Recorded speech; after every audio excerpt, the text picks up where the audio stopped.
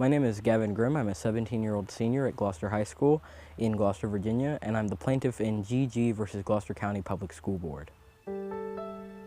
2 years ago, I had returned to school in sophomore year, transitioned. I had legally changed my name to Gavin. Hello everybody, I'm Gavin Grimm from Gloucester High School. And I approached my school saying that I was a boy and that I would be returning to school in the fall as a male student. No, gender is not disconnected from sex. No, it is not in the mind, okay? You're not a man if you think you're a man. The idea that sex or gender are malleable is not true. I am saying that you are not the sex to which you claim to be.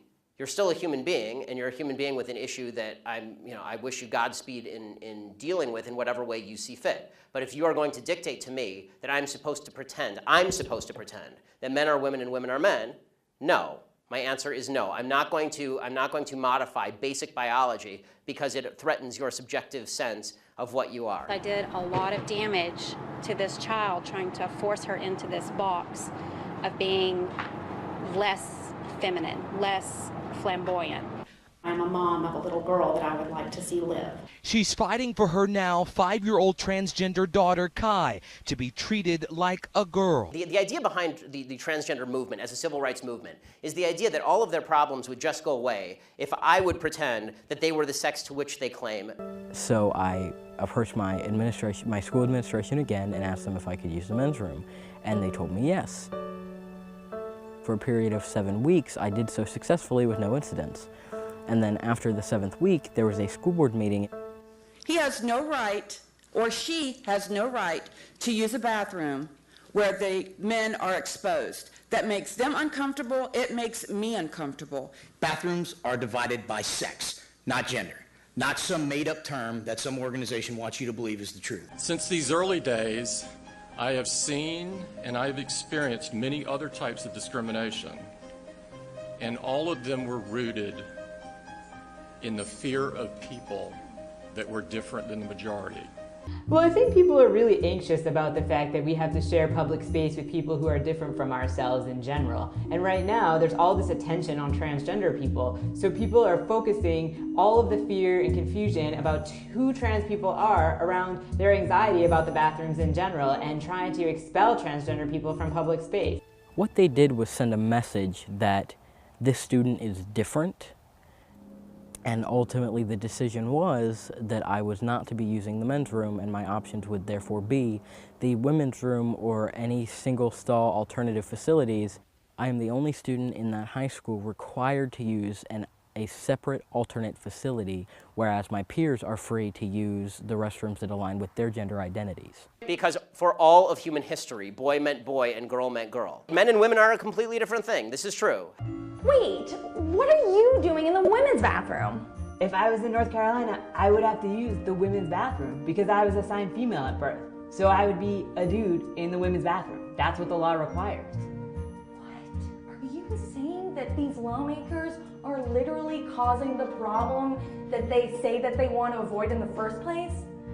Quickly I realized that not only did I have nothing to fear from my peers, but also it was very cumbersome to have to go all the way to the nurse's restroom whenever I needed to use the restroom. The Pearland School District says no to allowing little Kai to use the girls' restroom. Today, school leaders met with Shapley and said Kai would be able to use the nurse's bathroom. But sexual orientation and gender identity are not enumerated in most states, and a report by the Human Rights Campaign found that lawmakers in 29 states have actually proposed bills that would actively discriminate against LGBTQ people. Normal suicide rate across the United States is 4%. The suicide rate in the transgender community is 40%. The idea that 36% more transgender people are committing suicide because people are mean to them is ridiculous. It's not true, and it's not backed by any science that anyone can cite. And there's proof that enumeration works. GLSEN, an organization that advocates for LGBTQ students, so students who go to schools with enumerated LGBTQ policies experience significantly lower severities of bullying. 41% suicide rate for transgender children who are not supported by their family, from their community, from their peers. 41% of trans people have already attempted suicide. In fact, in third world countries, the suicide rate is significantly lower than in first world countries. Suicide actually seems to be a privilege of the upper classes if you actually look at it from a financial perspective.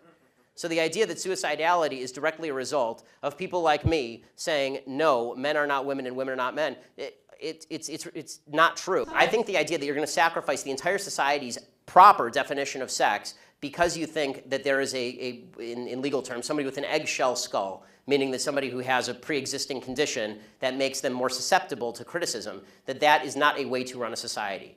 But when you take a transgender child and you put them in a setting where they are supported, the studies show that they have no higher risk of suicide than their peers. You can't sacrifice truth because some people are going to actually suffer because of the truth. Plus, there's no evidence whatsoever that the suicide rate would go down in the transgender community in any marked way if people just started pretending that men were women and women were men.